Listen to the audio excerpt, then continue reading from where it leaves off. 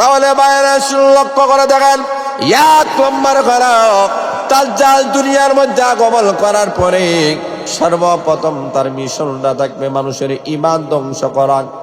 কারণ বেঈমান বানাইয়া দেওয়া তার মুখ্য উদ্দেশ্য থাকবে। এবার লক্ষ্য করে দেখেন, দাজ্জাল দুনিয়ার মধ্যে আগমন করার পরে সব মানুষদেরকে বলবে, তোমরা আমাকে খোদা মানিয়ে নাও, আমি তোমাদের খোদা। এখন মানুষেরা বলে, তুমি খোদা কিভাবে হইলেন? কি তোমার পাওয়ার, কি তোমার ক্ষমতা? তখন মানুষেরা বলবে, আমাদের খোদা তো তিনি যিনি আমাদের জীবন দান করেন, আমাদের মরণ দান করেন। জোরে সোরে বলেন, জীবন মরণ দেনে ওয়ালাকে।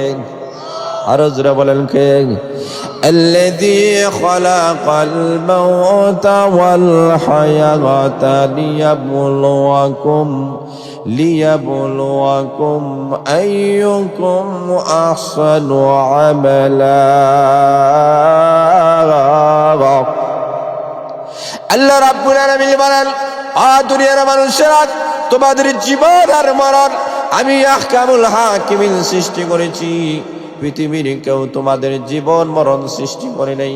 আমি আল্লাহ তোমাকে জীবন দান করে, তোমাকে মৃত্যু দান করি। এবার দাজ্জাল ডাক দেয়া বলে, তাই যদি হয়ে থাকে, জীবন মরণের প্রশ্ন যদি উঠে, এই প্রশ্নের জবাব আমি দিব। এমনি লক্ষ্য করে দেখেন, সে দেখা যায় একটা মৃত মানুষকে জিন্দা করে দেবে, জীবিত মানুষকে মেরে ফেলবে। সে বলবে, আমি না খোদা, আমি পারি। জোরে বলেন নাউজুবিল্লাহ। এমনি লোকটা বলে, তোমরা কেন ঘাবড়াও? ঘাবড়ানোর কোনো কারণ নাই। তোমরা কেন আল্লাহর গোলামি করো? আল্লাহ রাব্বুল আলামিনের গোলামি করার কারণ হলো, আল্লাহ আমাদেরকে জান্নাত দান করবেন, আল্লাহ জাহান্নাম আমাদেরকে দিবেন। যদি গুনাহ করি, নেক আমল করে আল্লাহ জান্নাত দিবেন, গুনাহ করলে জাহান্নামের লাকড়ি বানায় দিবেন। দাজ্জাল ডাক দিয়ে বলেন, তাই যদি আল্লাহর কোয়ালিটি হয়ে থাকে, তাহলে আমার কাছেও জান্নাত জাহান্নাম আছে। জোরে বলেন নাউজুবিল্লাহ।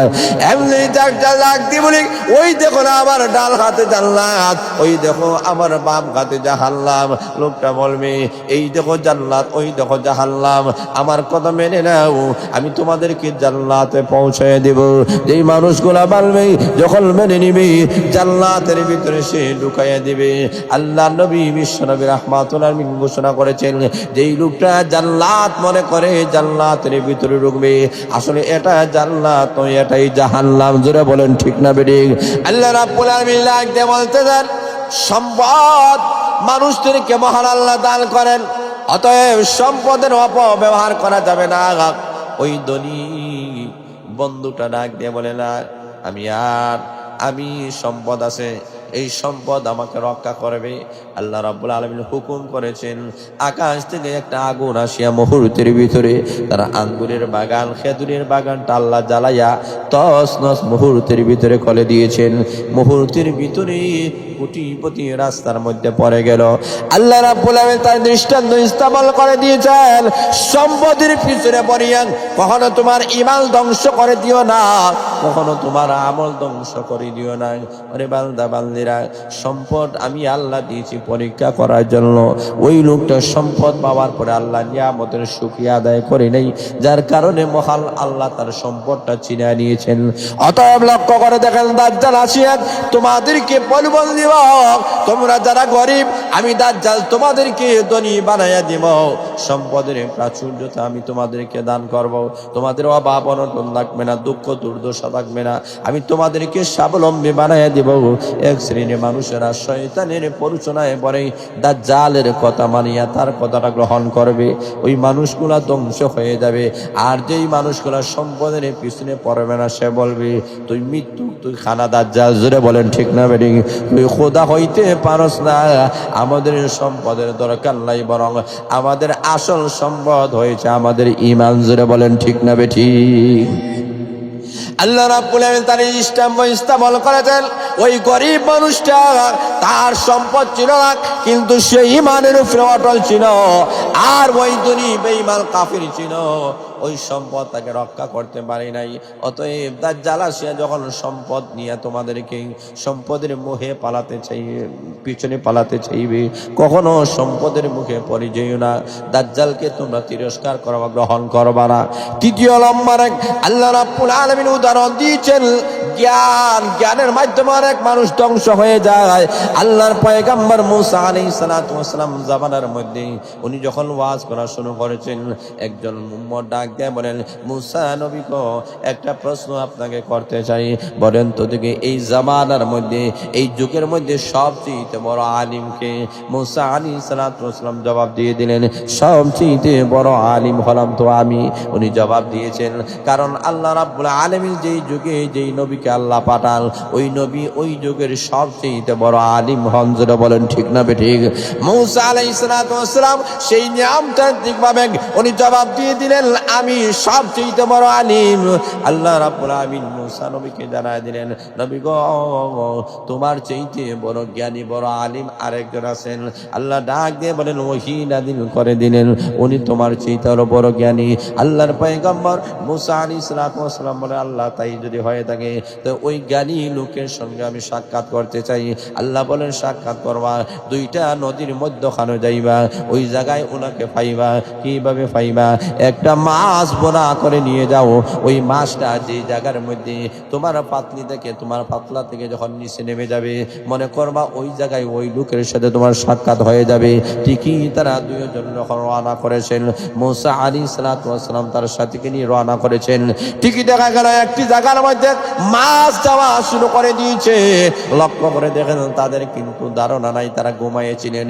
মধ্য দিয়ে মাছটা চলে গেল, তারা আবার সফর শুরু করেছেন। রাস্তার মধ্যে যাওয়ার পরে বলেন, সাথী ভাই সামান্য কিছু খাবার খাইতে চাই। পাতলা করে দেখা যায় মাছ নাই। তারা তালাশ করা শুরু করলেন, মাছটা কোথায় গেল। তারা মনে মনে ধারণা, যেই জায়গায় আমরা বসেছিলাম ওই জায়গায় মনে হয় মাছটা চলে গিয়েছে। ওই জায়গায় আসলেন, আসিয়া দেখেন মাছ নাই, কিন্তু মাছ যাওয়ার রাস্তা আছে। জোরে বলেন ঠিক না বেডি? এমনি তারা ওই জায়গার মধ্যে দাঁড়ায় গেলেন। এমনি এই লক্ষ্য করে দেখেন এমন একজন লোক তাদের সামনে দাঁড়ায় গেলেন, যা আল্লাহ খিজির আলাইহিস সালাতু ওয়াস সালাম। কেউ বলেন খিজির আলাইহিস সালাতু ওয়াস সালাম নবী ছিলেন, কেউ বলেন ওলি ছিলেন। এখন আসল মায়েরা খিজির আলাইহিস সালাতু ওয়াস সালামের সাথে সাক্ষাৎ হয়ে গেল। খিজির আলাইহিস সালাতু ওয়াস সালাম বললেন, না আর দেরি করা যায় না, আসো তোমাদের সঙ্গে সফর শুরু করব। হযরত মুসা আলাইহিস সালাতু ওয়াস সালাম বলেন, ভাই আপনার সঙ্গে আমি হতে চাই। এমনি খিজির আলাইহিস সালাতু ওয়াস সালাম বলেন, না আমার সঙ্গে গেলে হবে না, কারণ তোমার ধৈর্য ধরতে পারবা না। জোরে বলেন ঠিক না বেঠিক? ইলম শিক্ষা হাসিল করতে হলে ধৈর্য ধারণ করতে হবে। অনেক বিপদ আপদ আসবে, অনেক পরীক্ষা আসবে, বিপদ আপদ আসবে, ধৈর্য ধারণ করতে হবে। এমনি লোকটা বলে, এমনি মুসা নবী ডাক দিয়ে বলে, না আমি ধৈর্য ধারণ করবো, কোনো অসুবিধা নেই। রাস্তার মধ্যে রওনা করেছেন, একটা নৌকার মধ্যে উঠেছেন, সুন্দর একটা নৌকা উঠেছেন। হঠাৎ করে খিজির আলাইহিস সালাতু ওয়াস সালাম নামার পূর্বে ওই নৌকার মধ্যে একটা ভাড়া মেরে, গুথা মেরে একটা ছিদ্র করে চলে গেলেন। মুসা আলাইহিস সালাতু ওয়াস সালাম বলেন, এটা কি করলেন? একটা ভালো নৌকা, আপনি এই নৌকাটাকে ছিদ্র করে ফেললেন কেন? ব্যাপারটা কি? উনি ডাক দিয়ে বলেন, তুমি আমার সাথে চলতে পারবা না, তুমি চলে যাও, তোমার দিকে তুমি চলে যাও, আমার দিকে আমি চলে যাই। মুসা আলাইহিস সালাতু ওয়াস সালাম বলেন, ভাই মাফ চাই, আর কোনো প্রশ্ন করবো না। সামন দিকে রওনা করে দিয়েছেন। জোরে বলেন আল্লাহু আকবার। সামন দিকে রওনা করেছেন। এখন আসলে মায়েরা লক্ষ্য করে দেখেন, সামন দিকে রওনা করার পরে এমন একটা এলাকার মধ্যে তারা গিয়েছেন। এলাকার মধ্যে যাওয়ার পরে ছোট ছোট বাচ্চারা খেলাধুলা করতেছে। একটা বাচ্চাকে উনি মুহূর্তের ভিতরে টিফা মারলেন, লোকটা মরে গেল। মুসা আলাইহিস সালাতু ওয়াস সালাম বললেন, ভাই খিজির এমন কি কাজটা করলা? ছোট বাচ্চা, এই ছোট বাচ্চাটা কোনো পাপ নাই, কোনো গুনাহ নাই, কোনো অন্যায় নেই, কেন তাকে মেরে ফেললা? বলে, তোমাকে না বললাম তুমি কোনো প্রশ্ন করবা না। বুঝতে পেরেছি আমার সঙ্গে আর থাকা সম্ভব নাই, তোমার পথে তুমি, আমার পথে আমি। মুসা আলাইহিস সালাতু ওয়াস সালাম বলেন, না আর প্রশ্ন করব না। আবার রওনা করেছেন। সামন দিক দিয়ে যখন গিয়েছেন, এমনি লক্ষ্য করে দেখেন একটা এলাকার মধ্যে ঢুকেছেন। এলাকার মানুষের টাকা পয়সার কোনো অভাব নাই, ধন সম্পদের অভাব নাই।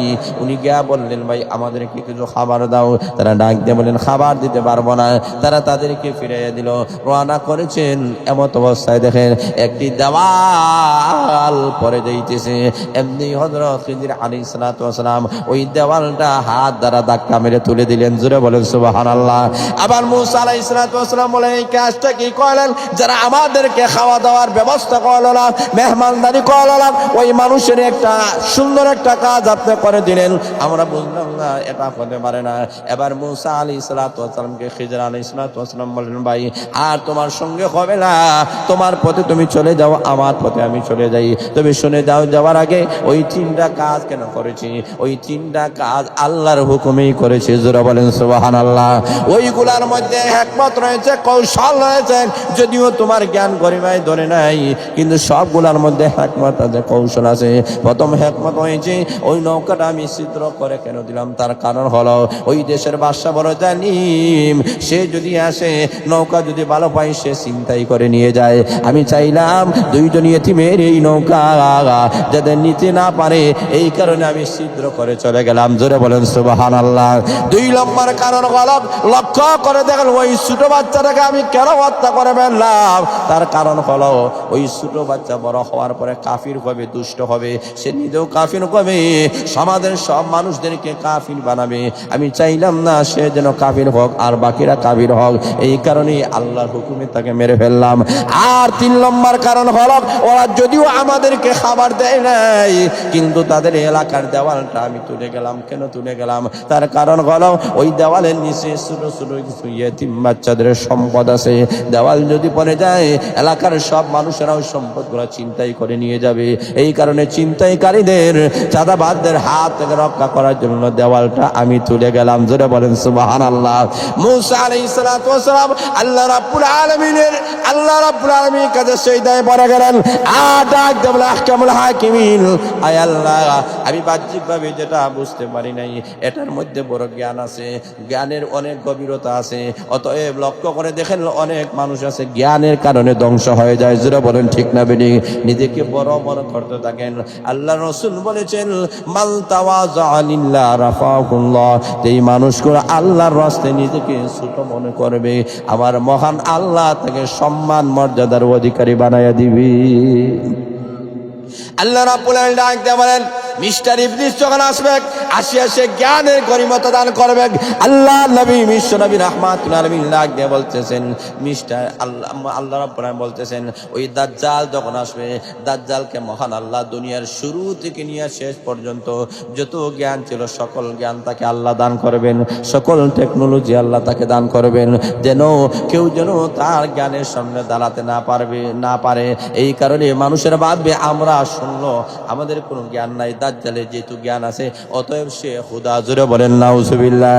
আল্লাহ রাব্বুল আলামিন মুসা আলাইহিস সালাতু ওয়াস সালাম খিজির আলাইহিস সালাতু ইতিহাস বর্ণনা করে, আল্লাহ ঘটনা বর্ণনা করে শিক্ষা দিয়েছেন কখনো জ্ঞানের কারণে পিছনে পড়িয়া ঈমান হারা হয়ে যায় না, বরং কিয়ামতের আগে দাজ্জাল যা কিছুই করে না কেন ওই জ্ঞানের সামনে তোমরা মাথা নত করে দিও না, মাথা নত করে দিবে আল্লাহর সামনে। জোরে বলেন ঠিক না বেঠিক। চতুর্থ নম্বর হয়েছে দাজ্জাল আসার পরে মানুষদেরকে ক্ষমতা দেখাবে, ক্ষমতার পাওয়ারিটি, কারণ ক্ষমতার অপব্যবহার আছে কি নাই, কথা বলেন আছে কি নাই। দাজ্জাল আসিয়া ক্ষমতা দেখাবে, সে সব জায়গায় সুপার পাওয়ার থাকবে, তার চাইতে পাওয়ার কেউ নাই। দাজ্জালকে ওই যুগে কেউ হত্যা করতে পারবে না, ঈসা আলাইহিস সালাতু ওয়াস সালাম ছাড়া আর কেউ দাজ্জালকে হত্যা করতে পারবে না। তখন সে সুপার পাওয়ার হয়ে যাবে, সে মনে করবে আমাকে কেউ পরাস্ত করতে পারবে না, আমাকে কেউ পরাজিত করতে পারবে না, আমাকে কেউ মারতে পারবে না। তখন মানুষের এক শ্রেণী মানুষের ধারণা হয়ে যাবে আসলেই মনে হয় সে খোদা, যেহেতু তাকে কেউ মারতে পারতেছে না। অথচ আল্লাহ জানায় দিয়েছেন দাজ্জালকে কেউ হত্যা করতে পারবে না, ঈসা আলাইহিস সালাতু ওয়াস সালাম হত্যা করবেন। জোরে বলেন ঠিক না বেঠিক। আল্লাহ রাব্বুল আলামিন ভাগ দিয়ে বলতেছেন তোমাদের সামনে দৃষ্টান্ত স্থাপন করে দিলাম। বাদশা জুলকারনাইন তো এমন একজন বাদশা ছিলেন পৃথিবীর পূর্ব থেকে পশ্চিম পর্যন্ত, জোরে বলেন ঠিক না বেঠিক, উত্তর থেকে দক্ষিণ পর্যন্ত, সূর্য উদিত হওয়া থেকে শুরু করে সূর্য ডুবা পর্যন্ত গোটা পৃথিবীর উনি বাদশা ছিলেন। এত বড় বাদশা হওয়ার পরেও উনি আল্লাহকে বলেন নাই, আল্লাহর নাফরমানির কাম করেন নাই। জোরে বলেন ঠিক না বেঠিক। উনি যেমন আল্লাহর আনুগত্য করেছিলেন, অতএব দাজ্জাল শিয়া যখন ক্ষমতার পাওয়ার দেখাবে মুসলিম জাতিরা, ইমানদার জাতিরা, সেই সময় তোমরা কেমন ভাবে অটল থাকবা, কেমন ভাবে তোমাদের ইমানে মজবুতি থাকবে, সেটা আল্লাহ রাব্বুল আলামিন বাদশাহ জুলকারনাইনের দৃষ্টান্ত উপস্থাপনা আমাদের সামনে করেছেন। উনি যেমন গোটা পৃথিবীর বাদশাহ হওয়ার পরেও ক্ষমতার পিছনে না পড়ে আল্লাহ রাব্বুল আলামিনের ইবাদতের মধ্যে ছিলেন, ঠিক তেমনিভাবে তোমরাও দাজ্জালের পিছনে না পড়ে আমার ইবাদতের মধ্যে মগ্ন হইবা। তোরা বলেন ঠিক না ঠিক? আল্লাহ রাব্বুল আলামিন এই ৬০টা দৃষ্টান্ত আল্লাহ এই সূরার মধ্যে আল্লাহ আলোচনা করেছেন, যে ৬০টা জিনিসের মাধ্যমে দাজ্জাল মানুষের ঈমানকে হরণ করবে আল্লাহ রাব্বুল আলামিন এই সূরার মধ্যে রেখে দিয়েছেন। যার কারণে আল্লাহ রাসূল বলতেছেন, ও আমার উম্মতেরা, তোমরা যে প্রতিদিন জুমাবার দিনে এই সূরা কাফ তেলাওয়াত করতে পারো, আল্লাহ তোমাদেরকে দাজ্জালের মহা বড় ফিতনা থেকে আল্লাহ হেফাজত করবে। জোরে বলেন সুবহানাল্লাহ, আরো জোরে বলেন সুবহানাল্লাহ। অতএব তাহলে এই সূরার উল্লেখযোগ্য শিক্ষণীয় জিনিস আছে কি নাই? কথা বলেন, আছে কি নাই? এই সূরার উল্লেখযোগ্য শিক্ষণীয় জিনিস আমাদের সামনে আল্লাহ রাব্বুল আলামিন রেখে দিয়েছেন। আল্লাহ রাব্বুল আলামিন এই সূরার মধ্যে এতই পাওয়ারিটি আল্লাহ দান করছেন। আল্লাহ তো এই কথা বলেন নাই দাজ্জালের মোকাবিলা করতে হলে ক্ষেপণাস্ত্র আবিষ্কার করা লাগবে, পারমাণবিক অস্ত্র আবিষ্কার করবে, মিসাইল আবিষ্কার করা লাগবে, এই দেশ সেই দেশের তোমরা রাষ্ট্রপ্রধান হওয়া লাগবে, এই কথা আল্লাহ বলেন নাই। আল্লাহ প্রত্যেক মুমিন মুসলমান যদি একটা মেসেজ দিয়েছেন যে তোমরা সূরা কাফ তেলাওয়াত করো, তোমাদের বাচ্চা হাচ্চাদেরকে সূরা কাফ শিক্ষা দেও। এই সূরা কাফ যদি তোমাদের কলিজার টুকরা ছেলে মেয়েদেরকে শিক্ষা দিতে পারো, আর সূরা কাফ যদি তারা তেলাওয়াত করতে পারে, ওই দাজ্জালের ফিতনা থেকে আল্লাহ তাদেরকে রক্ষা করবে। কথা বলে ঠিক না ঠিক? অতএব এই সূরা যতটুকু বললাম, এই সূরা আমরা পড়বো, আমাদের বাচ্চা কাচ্চাদেরকে শিক্ষা দিব তো ইনশাআল্লাহ। সবাই বলেন ইনশাআল্লাহ। যাই হোক, আমার সময় এখানে শেষ। যতটুকু বললাম আপনাদের সামনে, আল্লাহ আমাকে এবং আমাদের সবাইকে যেন এর উপরে আমল করার তৌফিক দান করেন। এই মাদ্রাসাটাকে যেন কিয়ামত পর্যন্ত কবুল করে চলেন, আমিন।